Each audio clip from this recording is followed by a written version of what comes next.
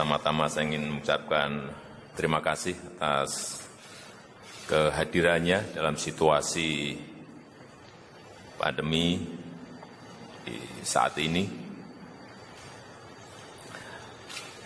Pagi hari ini saya ingin menyampaikan beberapa hal, tapi terutama untuk yang berkaitan dengan COVID dan yang berkaitan dengan ekonomi. Kerja keras tangani pandemi COVID-19.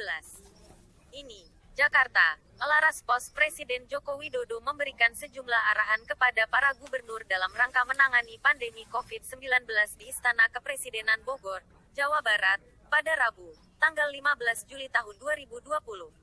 Di tengah situasi saat ini, seluruh pihak baik di pemerintah pusat maupun daerah harus bekerja keras dan bekerja dengan cara yang luar biasa. Ini situasinya betul-betul situasi yang luar biasa sulitnya. Mengendalikan dua hal ini, ekonomi dan kesehatan, betul-betul harus terjaga dengan baik. Enggak bisa lagi kita kerja dengan sop normal, enggak bisa. Kita harus kerja dengan sop yang ada terobosannya. Anak buah ajak untuk masuk ke sana, biar cepat kerja kita, ujarnya. Presiden menjelaskan, ada dua hal yang dituju dalam penanganan pandemi di bidang kesehatan, yakni bagaimana menekan angka kematian akibat COVID-19 dan di saat bersamaan meningkatkan angka kesembuhan setinggi-tingginya. Hal tersebut belum lagi ditambah dengan upaya penanganan ekonomi yang juga mesti berjalan beriringan dengan penanganan di bidang kesehatan. Bukan barang yang gampang. Sekali lagi, ini bukan barang yang gampang, kata Presiden. Berdasarkan informasi yang diterima Presiden, perekonomian dunia saat pandemi akan mengalami pertumbuhan negatif. OECD misalnya memperkirakan pertumbuhan ekonomi sejumlah negara seperti Prancis di angka minus 17,2%, Inggris minus 15,4%, Jerman minus 11,2%, dan Amerika minus 9,7%. Hal-hal seperti itu, menurut Presiden, tentunya harus dapat diantisipasi oleh Indonesia. Oleh sebab itu, di semester kedua, terutama di kuartal ketiga, kita harus berani berbuat sesuatu untuk ini diungkit ke atas lagi, ujarnya. Tim Liputan Laras Pos Cak Heri dan Sugi. Kita tidak masuk di dalamnya. Di Amerika 3,4, Brasil 1,8, India 906.000, Rusia 739.000, Peru 326.000. Artinya kita berada pada posisi yang masih bisa kita kendalikan. Oleh sebab itu jangan sampai kita lepas kendali. Manajemen krisis harus betul-betul kita lakukan. Ajak aparat kita di bawah kita untuk betul-betul bekerja extraordinary. Nggak bisa kita dalam situasi seperti ini kita kerja normal-normal. Dalam situasi seperti ini kita kerja biasa-biasa. Nggak bisa. Percaya saya nggak bisa. Semuanya harus ganti channel semuanya. Nggak bisa kita normal-normal. Nggak bisa. Channelnya harus ganti semuanya. Dari channel ordinary pindah channel ke extraordinary. Dari channel yang cara kerja bertele-tele rumit ke cara-cara kerja yang cepat dan sederhana. Semuanya harus dirubah seperti itu. Ini situasinya betul-betul situasi yang luar biasa sulitnya. Mengendalikan dua hal yang ini, ekonomi dan kesehatan ini betul-betul harus terjaga dengan baik. Nggak bisa lagi kita kerja dengan SOP normal, nggak bisa. Ini kita harus kerja dengan SOP yang shortcut, yang ada terobosannya. Anak buah ajak untuk masuk ke sana, biar cepat kerja kita. Saya mengapresiasi kerja provinsi-provinsi, Bapak Ibu sekalian, para gubernur, dan dalam penanganan COVID, ini dari seluruh parameter yang kita miliki, memang DIY yang paling baik. Pak Wagub, Bangka Belitung juga masuk, ini yang 5 besar yang baik. Bangka Belitung, Pak Gub. Aceh juga masuk, yang 3. Sumbar juga masuk, Sumbar, dan Gorontalo, ini dengan parameter-parameter yang dimiliki oleh gugus tugas pusat. Tapi yang lain saya lihat juga pengendaliannya baik. Saya tadi baru berbicara misalnya dengan Pak Gubernur Bandacan, Papua Barat, pengendaliannya yang sembuh banyak dan yang meninggal 4 ini. Yang sekarang ini target dunia itu sekarang bagaimana menekan angka kematian. Yang kedua, bagaimana tingkat kesembuhannya setinggi-tingginya. 2 ini yang sekarang dikejar oleh negara-negara di dunia. Karena mengendalikan COVID-nya, kasus positifnya sangat sulit, penekanannya ada di 2 hal itu. Tapi kalau bisa 3-tiganya, kasus positifnya turun, berarti positivity rate-nya, persentasenya juga turun, tetapi angka kesembuhan dinaikkan, angka kematian diturunkan serendah-rendahnya. Bukan barang yang gampang, tapi sekali lagi ini bukan barang yang gampang. Dan beruntung sekali, kita sekarang ini, kondisi ekonomi kita,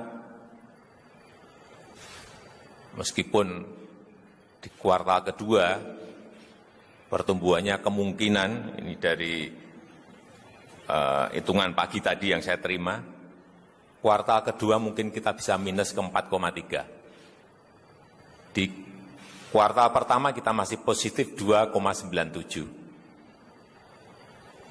2,97, saya nggak bisa bayangin kalau kita dulu lockdown gitu mungkin bisa minus 17. Perlu saya sampaikan, ini saya 3 bulan yang lalu, saya telepon Ibu Kristalina, ini managing director-nya IMF. Dia menyampaikan pada saya di telepon bahwa dunia akan terkontraksi dan global growth hanya akan tumbuh kira-kira 2,5% minus. Tapi terakhir, setelah itu Bank Dunia mengatakan, David mengatakan minus 5%. Tapi terakhir OECD, angkanya sudah berubah total lagi. Sangat dinamis harian ini, ketidakpastian ini harian, bukan mingguan, harian. Terakhir sudah berada pada angka minus 6 sampai minus 7,6. Betapa beratnya situasi ini. Dan bahkan di tahun 2020, perkiraan-perkiraan ini sudah berubah total. Terakhir yang saya terima dari OECD, Prancis misalnya di angka minus 17,2%. Inggris minus 15,4%. Jerman minus 11,2%. Amerika minus 9,7%. Minus semuanya. Negara-negara minus, nggak ada yang plus semua. Padahal di awal kita, IMF itu memperkirakan Indonesia masih minus, masih plus. Yang plus itu Cina, India, Indonesia. Oleh sebab itu, saya minta kepada para gubernur agar rem dan gasnya ini diatur betul. Jangan sampai tidak terkendali. Nggak bisa kita ngegas yang hanya ekonomi aja nggak bisa. Nggak COVID-nya juga nanti malah naik kemana-mana, nggak bisa. Dua-duanya ini harus betul-betul di gas dan remnya diatur betul. Semuanya terkendali semuanya. Oleh sebab itu, di semester kedua, terutama di kuartal ketiga, kita harus berani berbuat sesuatu untuk ini diungkit ke atas lagi. Momentumnya adalah di bulan Juli, Agustus, dan September. Kuartal ketiga. Momentumnya ada di situ. Kalau kita nggak bisa mengungkit di kuartal ketiga, jangan berharap kuartal keempat akan bisa. Udah, Harapan kita hanya ada di kuartal ketiga, Juli, Agustus, dan September. Apa yang harus kita lakukan di bulan ini? Kita tidak bisa mengharapkan lagi yang namanya investasi. Itu pasti minus pertumbuhannya. Yang bisa diharapkan sekarang ini, semua negara hanya satu yang diharapkan, yaitu belanja pemerintah, spending kita, belanja pemerintah. Oleh sebab itu jangan sampai ada yang ngerem. Kalau ekonomi di provinsi, Bapak Ibu semuanya, ingin cepat pulih, belanjanya semuanya harus dipercepat. Kuncinya hanya di situ. Enggak bisa lagi kita mengharapkan sekali lagi investasi swasta, enggak, karena ini munculnya memang harus dari belanja pemerintah. Kredit perbankan yang dulu bisa tumbuh 12%, bisa tumbuh 13%, bisa tumbuh 8%. Jangan berharap lagi dari sana. Sekali lagi, belanja pemerintah. Oleh sebab itu, saya berharap belanja yang ada ini harus dipercepat. Karena itu akan menaikkan konsumsi domestik kita, konsumsi rumah tangga kita. Yang di kuartal kedua ini turun, anjlok. Perlu saya ingatkan, uang Pemda yang ada di bank itu masih 170 triliun. Gede sekali ini. Saya sekarang cek harian. Kementerian saya cek harian. Berapa realisasi? Ketahuan semuanya. Kemarin saya ulang lagi, ini ada peningkatan, saya baca semuanya sekarang.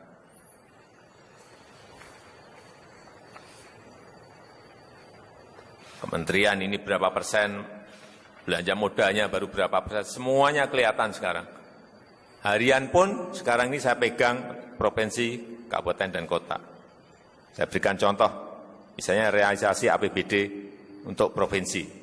Saya bacakan, DKI 45%, Nusa Tenggara Barat 44%, Sumatera Barat 44%, Gorontalo 43%, Kalimantan Selatan 43%, Provinsi Bali 39%, Kalimantan Tengah 38%, Provinsi Banten 37%, Kepulauan Riau 35%, Sulawesi Selatan 34%, Lampung 32%, Papua Barat 32%, Kalimantan Utara 31%, Bangka Belitung 31%, Kalimantan Timur 31%, Jawa Timur 30%, Sulawesi Utara 29%, Jambi 28%, Bengkulu 27%, Sulawesi Tengah 27%, DIY 27%, Jawa Tengah 27%, Riau 27%, Sumatera Utara 25%, Jawa Barat 24%, Sulawesi Barat 24%, Aceh 23%, Kalimantan Barat 22%, Maluku 21%, Nusa Tenggara Timur 21%, Maluku Utara 17%, Papua 17%, Sulawesi Tenggara 16%, Provinsi Sumatera Selatan 16%. Ini secara total, itu belanja pegawai, belanja barang dan jasa, dan belanja modal. Tetapi kalau kita lihat, yang menggerakkan, yang paling menggerakkan dari belanja-belanja itu adalah belanja modal.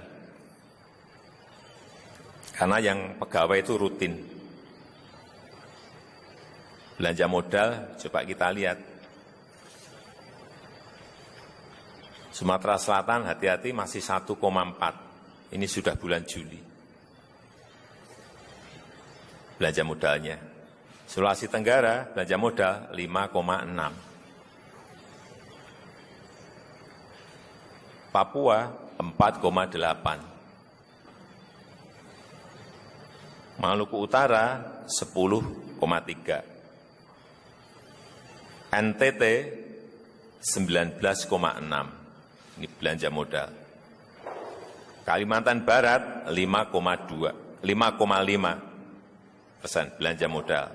Aceh 8,9 belanja modal. Masih rendah-rendah sekali. Hati-hati. Birokrasi kita harus kita ajak agar ada speed di sini. Hati-hati. Ini kalau tidak kita ingatkan, belanja modalnya masih rendah-rendah semuanya. Ini yang juga kemarin saya ingatkan kepada Menteri.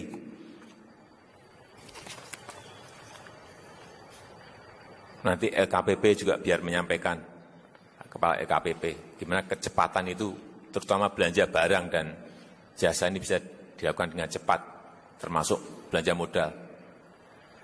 Hati-hati tahun yang lalu, bulan November itu masih ada 15 triliun bulan November masih lelang. Ini hati-hati. Kalau birokrasi kita, dinas-dinas kita enggak kita kendalikan. Model-model belanja seperti yang dulu-dulu ini masih ada yang melakukan. Dipepetkan di November, Desember. Hati-hati.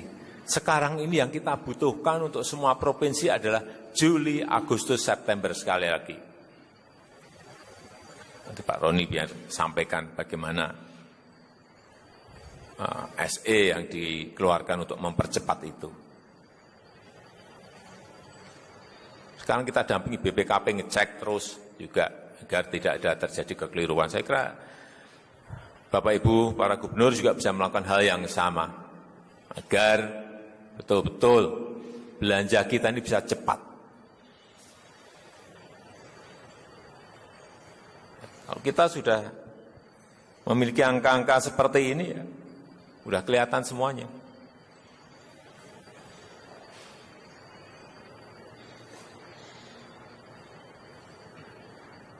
Sekali lagi, dalam situasi krisis seperti ini, manajemen yang kita pakai adalah manajemen krisis, bukan manajemen biasa. Nggak bisa business as usual, nggak bisa. Jadi, sederhanakan regulasinya, sederhanakan SOP-nya.